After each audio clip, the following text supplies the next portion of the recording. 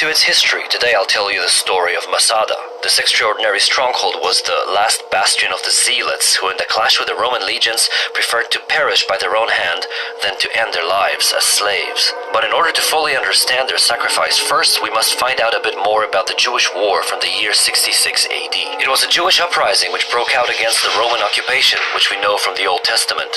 The war started in Caesarea and quickly spread all over Judea.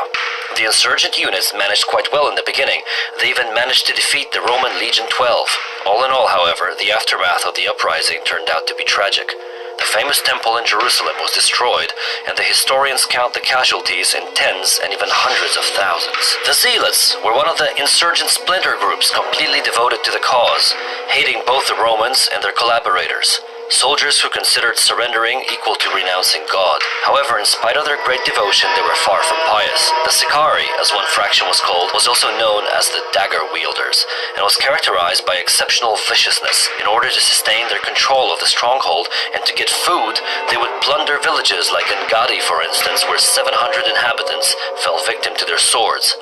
Possibly many Jews among them. The Zealots made it to Masada in the year 66, but the keep had been built 100 years earlier on the orders of Herod the Great. Situated in the mountains, exceptionally hard to conquer, the keep was additionally surrounded by a wall and equipped with water tanks and huge granaries. The self-sufficient Masada could effortlessly withstand long months of siege, something the Romans were soon about to find out. After the fall of Jerusalem, many refugees joined the Sicarii, hiding in the mountain keep, and this was one of the last 3 places resisting the Romans. In the year 72, Flavius Silva, the governor of Judea, marched for Masada. Against 960 defenders, he sent the Legion 10, supported by war captives, altogether about 15,000 men, among them 9,000 soldiers. Masada's natural fortifications and the narrow path, leading a couple of hundred meters to the top of the mountain, made the attack impossible. With the help of rocks cast down from the top, the Zealots decimated the legionaries. There was no possibility for the defenders to surrender out of hunger either. As the Romans could not find any safe passage to the citadel, they decided to build it themselves.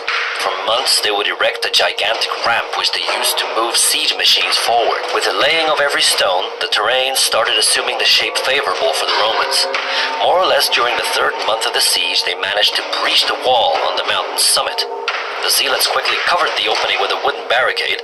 At that time, however, it was clear that the end was near.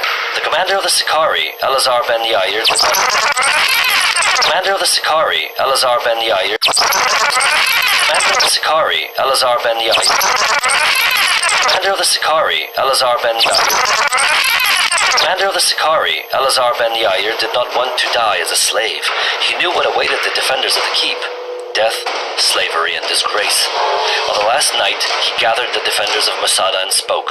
Long ago, valiant men, we made a decision that we would neither serve the Romans nor anyone else but God himself. For he and he only is the true and just ruler of men. And now the time has come that demands the confirmation of this conviction with deeds. May we not cover ourselves with shame during this time of trial. Before, we did not want to carry the shackles of slavery when it did not even mean danger. So would we now voluntarily consent not only to slavery, but severe revenge should we fall to the hands of the Romans alive? After all, it was us first who stood against them in battle, and now are the last to continue the struggle. I also believe that God gave us this favor to die a beautiful death as free people, which was not given to others forced to succumb against their hope. Although we know with all certainty that the keep shall fall when the day dawns, we still can choose a noble death for us and our loved ones. When on the next day the bloodthirsty Romans burnt down the barricade and stormed into the keep, they found empty walls.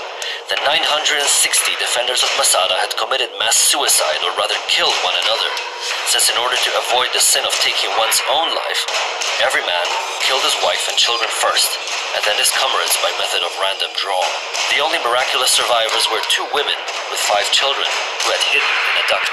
Until this day, the defenders of Masada are the symbol of valor and patriotism, and Jewish soldiers swear that Masada will never fall for the 2nd time.